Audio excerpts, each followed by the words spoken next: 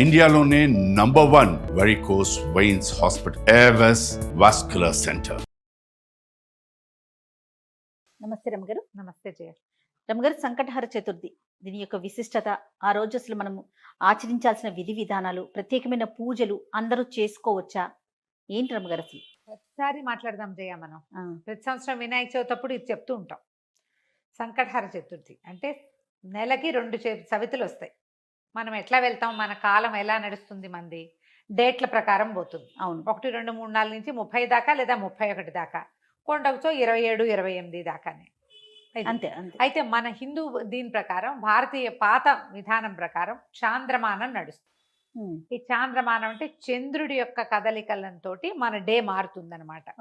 తిథులు అంటాం వాటిని మనం. 28 ఇవి ఎట్లా పోతాయి? 28 కాదు, పోనీ 29, 30 చేసుకుందాం దాన్ని. పాడ్యం నుంచి మొదలు పెట్టుకుని పౌర్ణమి దాకా 15. ఓకే.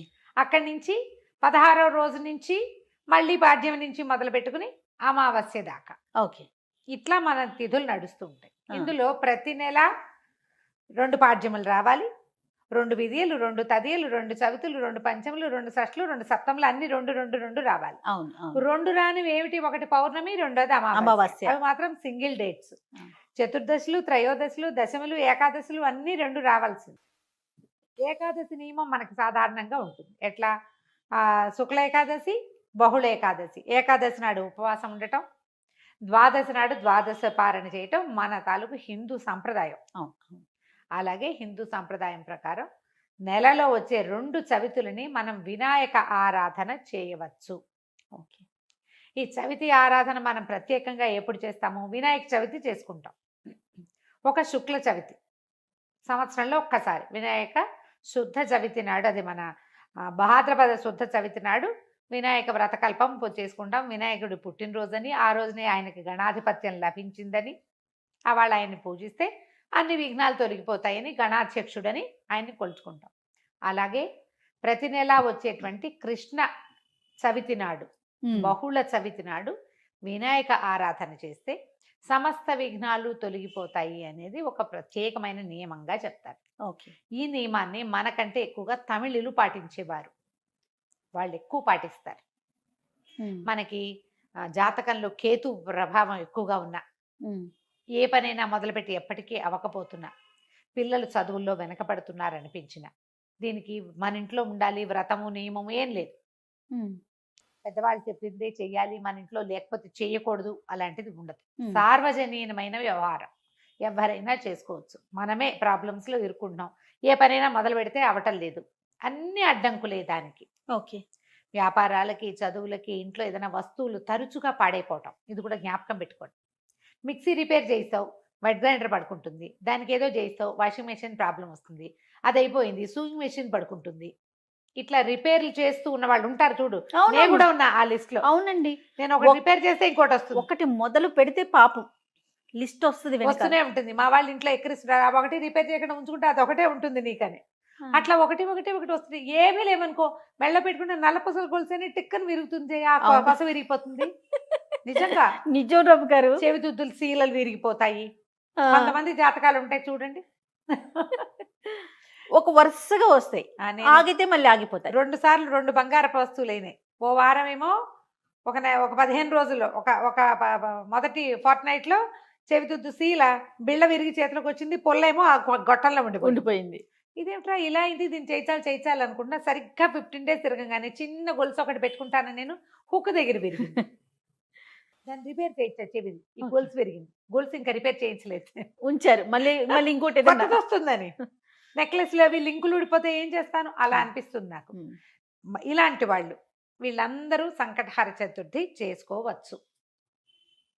సంకటహర చతుర్థి చేసుకుంటే బిజినెస్లో ఇబ్బందులు, చదువుల్లో ఇబ్బందులు, చిన్న చిన్న ప్రమాదాలు, ఇళ్లలో ఏ పని అనుకున్నా అవకపోటాలు, వీటన్నిటికీ సమాధానంగా ఉంటుంది. జాతకాల్లో అయితే మాత్రం కేతువు తాలూకు ప్రభావం ఉన్నప్పుడు, కేతువుతోటి ఇబ్బందులు పడుతున్నప్పుడు, గ్రహస్థితుల్లో కేతు ఉన్నప్పుడు కూడా మనం ఇది చేయమని చెప్తారు.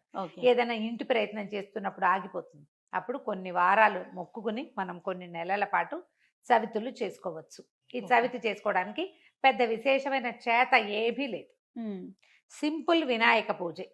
ఓకే. దీనికల్లా పగలు ఉపవాసం, చుక్కలు కనపడ్డాక భోజనం. ఆ చుక్కలు కనపడ్డాక ఉండ్రాళ్ళు కుడుములు చేసి బియ్యపు రవ్వతోటి చేస్తాం కదా, అవో మీ ఇళ్లలో ఎలాంటి అలవాట్లు ఉంటే పాలతాకలే పెడతాం వినాయకుడికి అని మీకు అలవాటు అనుకో, పాలతాకలు పెట్టండి, మన అలవాటు ప్రకారం పెట్టుకోవచ్చు. కుడుములో ఉండ్రాళ్ళు ఆయనకి నివేదన చేసి నమస్కారం చేసుకుని చంద్రుని చూసి అన్నం తినేసేయచ్చు. పగలు ఉపవాసం ఉండే సంకష్టి అంటారు మహారాష్ట్రియన్స్, కన్నడిగులు బాగా ఎక్కువ ఉంటారు. మన వైపు తక్కువ, కానీ మన వైపు ఇప్పుడు కనపడుతున్నారు బాగా. నాకు కూడా అలవాటు ఉంది, నేను చేస్తాం.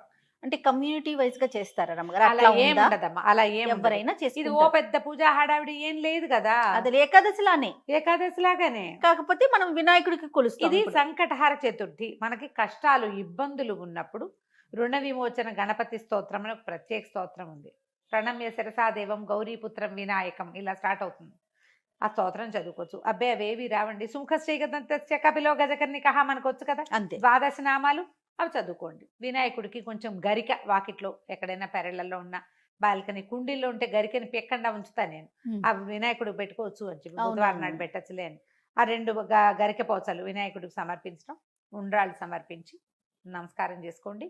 ఇది చాలా మంచిది. మరి పసుపుతోటి వినాయకుడిని చెయ్యాలి అదేదో సిద్ధాంతంగా చెయ్యొద్దమ్మా, ఎంత సింపుల్గా అయినా చేసుకోవచ్చు. సాయంకాలం సమీపంలో ఉన్న ఏ దేవాలయంలోనే గణపతి చతుర్థులు చేస్తారు. అన్ని చోట్ల వినాయక ప్రతిష్ట ఉన్న ప్రతి చోట సంకటహర చతుర్థి పూజ చేస్తారు. వెళ్ళి గుళ్ళో పూజ చేయించుకోండి, హాయిగా ఇంటికి వచ్చి భోజనం చేయండి, అంతే. కుడుములు ఏమైనా ఉండి మీ గుళ్ళో వాళ్ళు ఒప్పుకుంటే, ఆ దేవాలయం పద్ధతిని బట్టి కదా, ఒప్పుకుంటే మీరే కుడుములు తీసుకెళ్ళి స్వామివారికి అక్కడ నివేదన చేసి అందరికీ ప్రసాదం పంచిపెట్టండి. వినాయకుడికి వచ్చిన బెల్లం ముక్క నివేదన పెట్టడం ఒక అలవాటుగా చేసుకోండి. మనకి ఇలాంటి సమస్యలు ఉంటే కనుక తప్పకుండా కొంచెం బెల్లం నివేదన పెట్టడం, వినాయకుడి కోసం ఒక దీపారాధన చేయటం, దీపం పెట్టుకోవటం, దీపం పెట్టగానే వినాయకుడికి సంబంధించిన శ్లోకం చదువుకోవటం, ఓ బెల్లం ముక్క ఖచ్చితంగా, నువ్వు పళ్ళు పెట్టు పాలు పెట్టు అవి ఏమైనా పెట్టుకో, వినాయకుడికి బెల్లం ముక్క పెట్టాలి.